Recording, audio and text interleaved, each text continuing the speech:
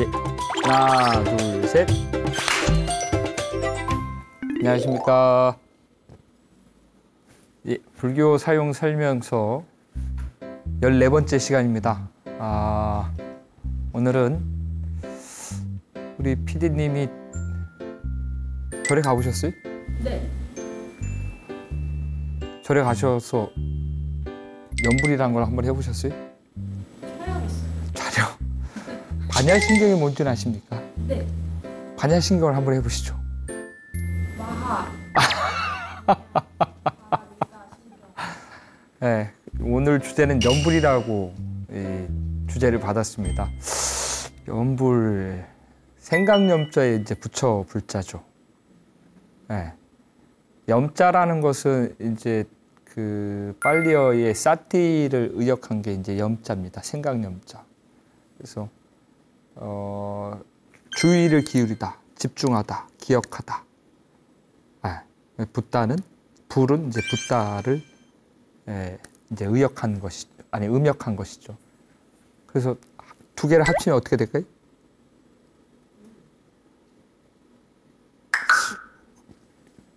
다들 대학교 다 나오셨는데 부처를 기억하고 놓지 않고, 그러니까 그 생각이라고 하는 그 찰나에 마음을 뺏기지 않은 채 계속적으로 부처를 기억하는 것. 그게 연불이죠. 단순히 이제 우리가 일반적으로 지금 현대 불교에서 일반적으로 보통의 사람들이 알고 있는 연불이 연불의 그게 아니라, 명칭이 아니라, 의미가 아니라 정확한 의미에서는 이제 부처의 이제 모양이나 형태나 아니면 부처님의 공덕이나 그런 것들을 딱 집중해서 마음에서 놓지 않는 것. 연불이라는 게 그 의례 의식을 의미하는 것이 아니라 어떻게 보면 하나의 수행인 거죠. 마음 수행. 불교는 아무런 이유 없이 하는 것은 아무것도 없습니다. 다 의미를 갖고. 근데 의미를 갖고 한다는 건 다 뭐다? 수행에 기반을 둔다. 그 수행에 기반을 둔다는 건 아까 저번 시간에 우리 배웠죠. 불교의 진정한 목적은 뭐다? 그렇죠. 네. 불교에서 하는 그 모든 일련의 그 모든 것들, 108배가 됐든, 연불이 됐든, 참선이 됐든, 사경이 됐든, 일련에 하는 그 모든 것들은 다 부처가 되기 위한 하나의 수행입니다. 그래서 연불도 우리가 그냥 우리가 절에 가면 이제 스님들이 하는 정법 진원 수리 수리 마 수리 수수리 사바하 이런 이것을 이제 연불이라고 일반적으로는 이렇게 하는데 진정한 의미는 바로 그렇게 부처를 마음에 탁 집중해서 마음으로 탁 붙잡고 놓지 않는 거. 그게 연불이라고 할 수 있죠. 종류가 어떤 거를? 저는 이제 그 체계적으로 배우진 않았습니다. 근데 그 하나의 이제 그 분류로서 범패라고 하는 것이 있습니다. 어산이라고 하는. 근데 거기에 보면은 이제 이거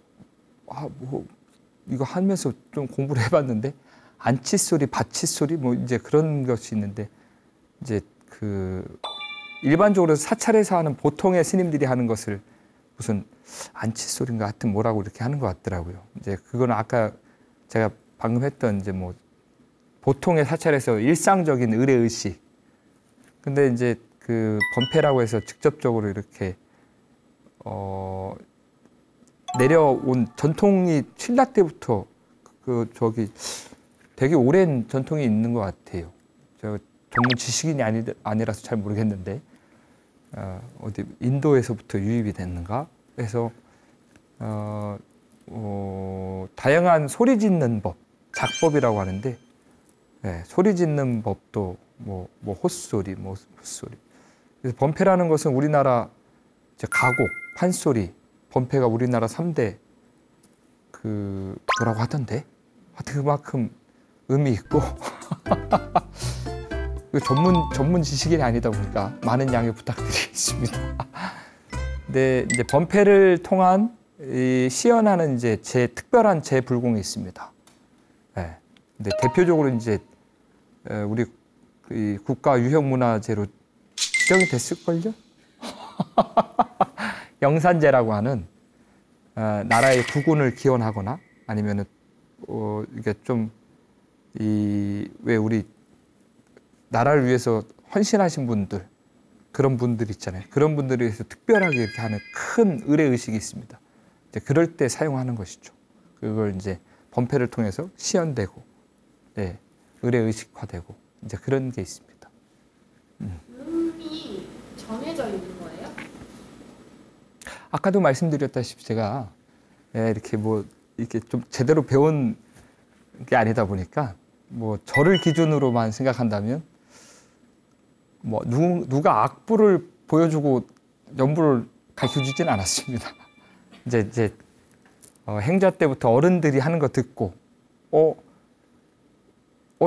이 소리가 참 좋은 것 같다 그러면 이제 왠지 모르게 우리가 좋아하는 노래나 가수 있으면 막 이렇게 막 따라하게 되고 막 자주 듣게 되면은 막 따라하게 되고 그러잖아요.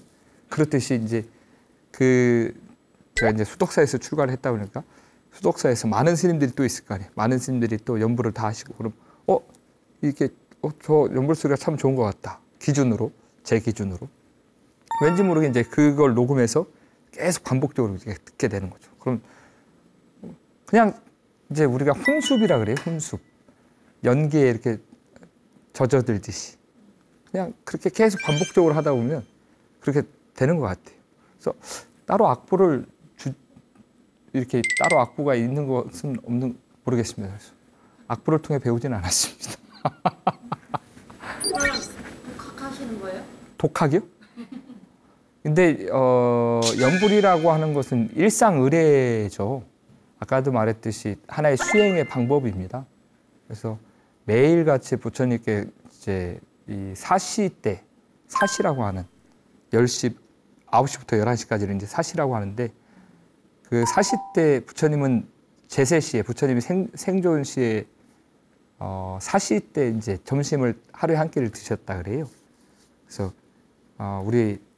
우리나라 한국 불교에서는 이제 사시 불공이라고 해서 사시 때 부처님께 공양을 올리는 일상 의례가 있습니다. 그래서 질문이 뭐였죠? 독학. 매일 반복적으로 하다 보면은 그냥 그렇게 이걸 따로 행자 때 연습한 거 빼고는 따로 막 연습한 거 같지는 않은데 행자 때는 할 수밖에 없죠. 왜냐하면 시험을 봐서 통과를 해야 되니까. 저번에 우리 배웠죠. 승급시험. 승급시험에 대해서. 거기에 이제 연불도 들어가 있으니까요. 그럼 심사를 보시는 거예요? 갈마라고 하죠. 갈마를 통해서 이제 통과가 되는 거예요. 통과를 받아야 되는 거죠. 기준이 뭐예요? 통과 기준이? 웬만하면 다 붙여줍니다. 아니 근데 연부를 잘하거나 못하거나를 통해서 이게 유무가 결정되지는 않습니다. 연부를 잘할 수도 있고 못할 수도 있는 거니까요. 근데 이제 어떤 마음에서 어떤 발심으로 출가를 했는가, 그리고 정말로 출가 생활을 열심히 할 수 있는가, 그게 기준이 돼야지. 연불 못한다고 떨어뜨리고 그러면 대간디요. 항상 가시면 연불 하시는 스님이 따로 계시죠? 기도하시는 스님이. 한국 사찰, 지금의 이제 한국 사찰 같은 경우는 각자의 소임이라는 게 다 있죠. 그래서 작은 사찰 같은 경우는 주지스님이 하나부터 열까지 다 해야 합니다. 근데 이제 조금 사찰의 규모가 있다 보면 주지스님이 그 모든 걸 다 할 수 없으니까 그러면 이제 각 전각에서 기도에 전념할 수 있는 기도를 통해서 수행을 삼는 그런 부전스님을 모시는 거죠. 그 부전스님이 이제 그 전각을 맡아서 기도를 이제 하시는 거죠. 하다가 까먹으시면 책 펼쳐놓고 해야죠. 아니 근데 그 반야심경 보면은 좀 헷갈리는 딱 부분이 있어요. 근데 이제 예전에는 그 부분이 좀 많이 헷갈렸거든요. 근데 이제 그 공부를 하다 보면 이게 그 소리만 하는 게 연불이 아니거든요. 아까 PD님 말씀하셨듯이 한문으로 되어 있는 것을 이제 하잖아요. 뭐 마반야 바람일다 심경한 자재보살 행심반야 바람있다 이렇게 하잖아요. 근데 예전에 이제 제가 해중이었을 때는 그냥 소리만을 이렇게 했는데 요새는 그 의미를 저기 새기면서 하려고 하죠. 그래서 뭐 마하반야 바람일다, 뭐 관세음 보살님께서 마하반야 바람일다, 관자재보살 행심 반야 바람일 깊은 반야 바람일다를 행할 때 오온이 공한 것을 비추어 보고, 뭐 온갖 고통에서 벗어난다, 뭐 이런 식으로 해서 그렇게 의미를 새기려고 하죠. 근데 소리만 따라했을 때는 헷갈리는 지점이 있어요. 네. 그 지점에서 이제 하다가 까먹으면 이제 뭐 혼자 하면은 그냥 아무도 없으니까 이렇게 하는데 사람이 있으면 까먹었네요. 다시 합시다. 어떻게 해요? 그러는 거지 뭐. 네. 제일 좋아하시는 연불이 의식 연불에 담겨 있는 내용은 다 보리심을 일으키고자 하는 내용이 담겨 있습니다. 보리심이라는 것은 이제 깨달음을 성취하겠다라고 하는 그런 발심을 일으킬 만한 내용이 담겨 있는 것이죠. 그러다 보니까 우리 저번 시간에 회암사에 그 반환된 사례 중에서 두 분의 큰 스님 중에서 누가 있다 그랬죠? 나옹 선사. 그렇죠. 나옹 선사님의 개송 중에서 아미타불 제야방, 착득 신도 절망망, 염도 염궁 무념초, 육문 상방 자금강이라고 하는 개송이 있습니다. 나옹 스님 여동생도 스님이셨는데 나옹 스님께 이제 연불을 어떻게 합니까? 아미타 부처님이 어디에 계십니까? 이렇게 뭐 그런 내용으로 편지를 서신을 보냈대요. 나옹 스님이 이제 여동생에게 편지를 보내게 됩니다. 거기에 내용이 이제 아미타 부처님 어디에 계시는가? 아미타 부처님을 마음에서 탁 붙잡은 채 놓지 말라. 염에 이르고 염이 다하고 결국은 생각이 없는 무념처에 이르게 되면 육문 상방 자금강이라 우리가 6가지 문이라 그러는데 안이비설신의 거기서 자금 부처님 형상을 보면은 금으로 이렇게 해놓으셨죠. 그걸 이제 부처님의 32상 상호 중에서 하나의 특징인데 깨달은 수진 성인한테는 이제 그런 금빛이 이렇게 비춰진다 그래요. 그걸 자금이라고 합니다. 자색 자자를 써서 자금.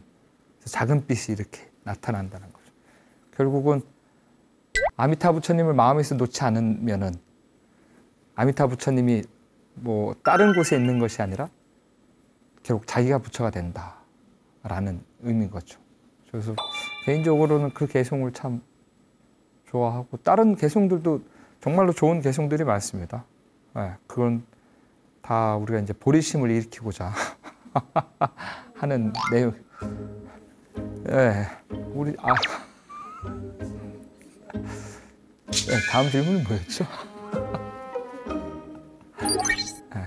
항상 그러면 그 영랑사에서도 스님이 하시나요?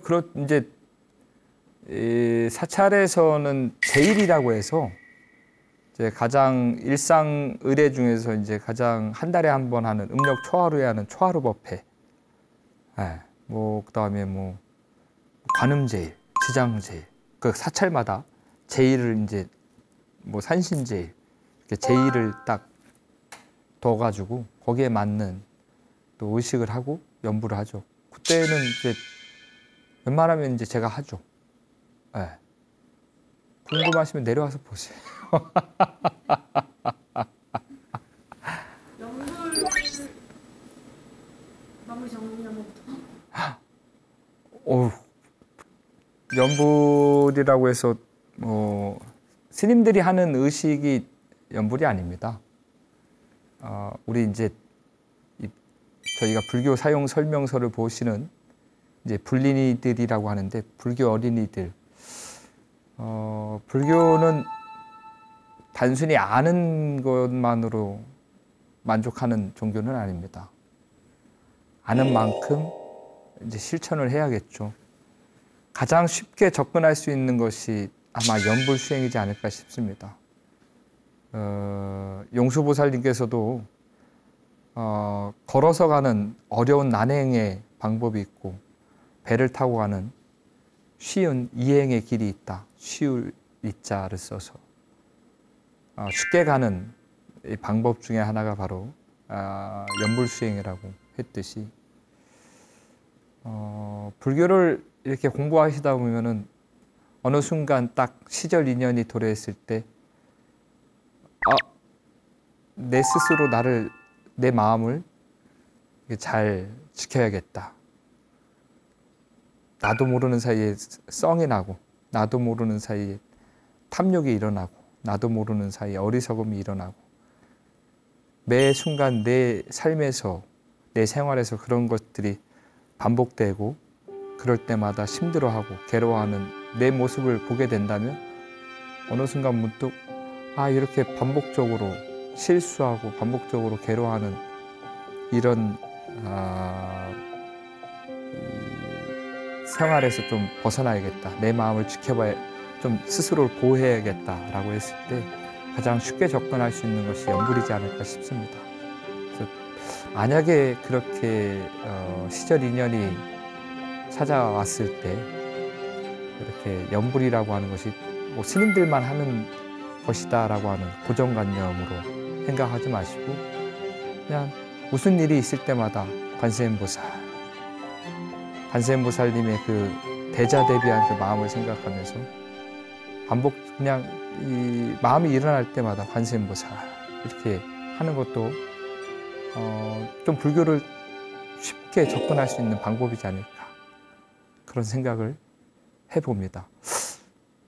하지 않으면 아무것도 변하지 않습니다. 네. 하지 않고 내 인생이 아무것도 하지 않고 인생이 변하는 것을 기대하는 건 참 어리석은 사람들이라는 생각이겠죠. 변하고 싶으면 작은 것부터 삶에서 작은 것부터 이렇게 변화를 가져보시기 바랍니다. 네. 편안한 마음을 위해서 불교를 사용합시다. 불교 사용 설명서 상준이었습니다. 감사합니다.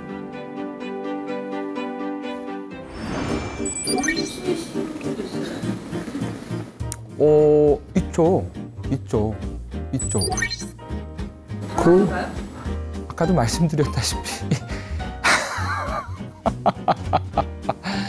대한불교 조계종이 연불을 기준으로 해서 출가를 하거나 못하거나 그런 그 저열한 종단이 아닙니다.